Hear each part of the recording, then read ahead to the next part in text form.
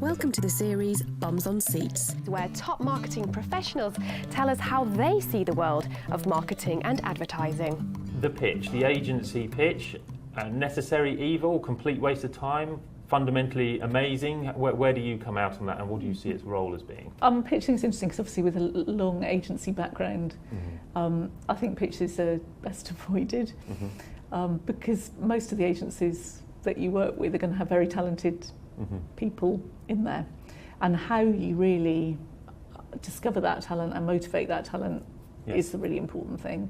I think when it comes to pitching, it tends to be, well, as little as possible, and mainly around things that are new, or things where the rules of the game have changed. So there used to be really clear cut between which agency does what, and suddenly there are new things coming up where loads of the agencies on your roster could claim that they could do that thing now, and so it's more about how do you work out who's there to do what.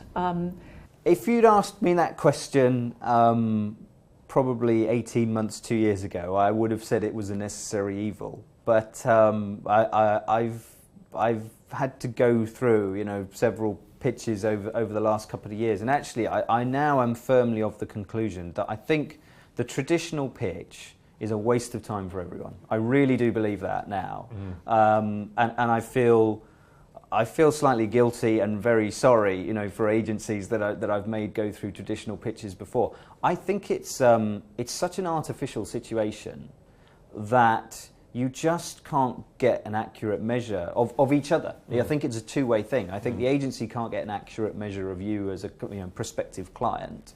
And I think you just can't see what the agency would genuinely be able to do. I went through a very different process, probably about 6 to 9 months ago, where I wasn't promising a retained relationship at the end of the process.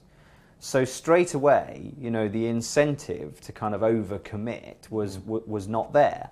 And straight away that had a really interesting effect because it meant people had a choice. If you come to the table, there's no guarantee of what the size of the prize is after this. It might just be a single project. So I knew straight away that the agencies that came to the table really genuinely wanted to work, to work on our business. And rather than make them jump through all the hoops of, of a very artificial pitch process, but we just sat down and we had a conversation and we looked at their creds reel and we had some hygiene factor, criteria.